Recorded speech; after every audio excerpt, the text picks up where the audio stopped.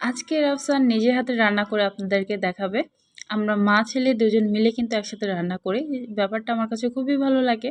আজকে হচ্ছে বাজার থেকে তো ইলিশ মাছ নিয়ে চলে এসেছে।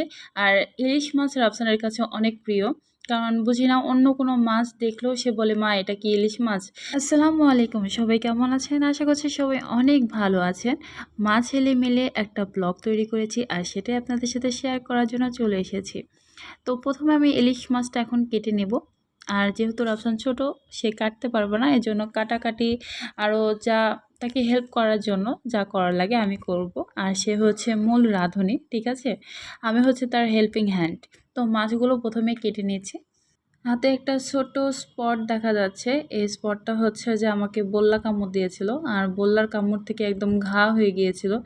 কি বলবো, আমার মানে রাফসানকেও মাঝে মাঝে কামড় দেয়, কিন্তু সে মানে সেভাবে প্রকাশ করে না। আমি এই এক বল্লার কামড়ে 2 দিন জ্বরে ভুগেছি। কিন্তু যখন শুনেছিলাম যে ভারতে এবার ইলিশ মাছ যাবে না, তখন আমার কাছে খুবই ভালো লেগেছিল। কারণ আমি জানি শুধু এই নিউজটা আমার কাছে ভালো লাগেনি, প্রায় আমাদের দেশের সব মানুষের কাছেই ভালো লেগেছে। কারণ আমাদের জাতীয় মাছ ইলিশ মাছ, আর আমরাই কিন্তু ভালো মতন খেতে পারি না, ঠিক আছে?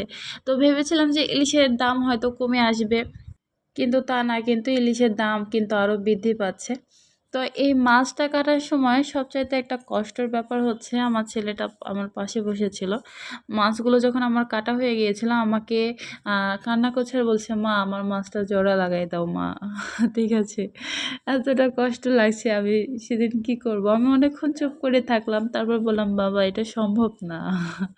এতটা কষ্ট পেয়েছিলাম সেদিন। আমার মাছ কাটাকাটি কিন্তু হয়ে গিয়েছে, তো প্লেটে নিয়ে নিয়েছি। আর এখান থেকে আমি 5-6 পিস নেব দুপুরে রান্না করার জন্য। এই তো রাফসান একদম রেডি, কড়াই আর ছুরি নিয়ে আমাকে বলছে, মা বেশি করে তেল দাও। মানে তার যাই দিই সেই শুধু বলবে একটু বেশি করে দাও, একটু বেশি করে দাও। পেঁয়াজ দেওয়ার সময় বলছে, মা পেঁয়াজ সবগুলো দিয়ে দাও। কি করব, তো আমি বলছি ঠিক আছে নাও, সবগুলো দিয়ে দিলাম। এভাবে পেঁয়াজ যা ছিল সবগুলো দিয়ে দিয়েছি তেলের ভেতরে। এখন হচ্ছে হালকা ব্রাউন কালার আসার পর্যন্ত ওয়েট করব আমরা। অনেকে ভাবতে পারেন যে এত ছোট বাচ্চাকে দিয়ে আমি রান্না করাই, এটা ঠিক না। আসলে আমি কিন্তু সব সময় তার মানে ছায়া হয়ে থাকি। আর চুলার জাল সব সময় ছোট্ট করে রাখি যাতে কোনো সমস্যা না হয়।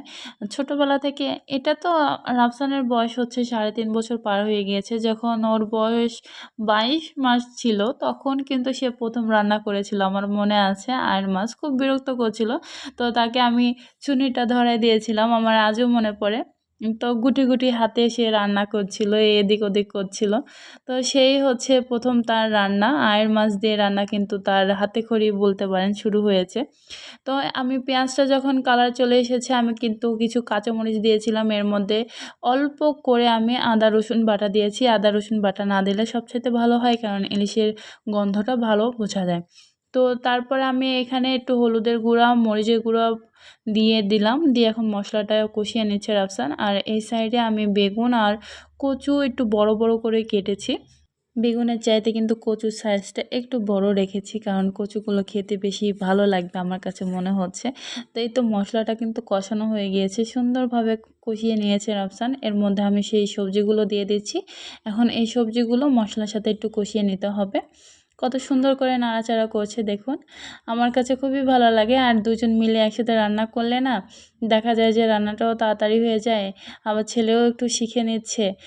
আমার কোনো সমস্যা হলে ছেলেটা একটু রান্না করে নিতে পারবে, একা একা নিজের খাওয়াটা তৈরি করে নিতে পারবে।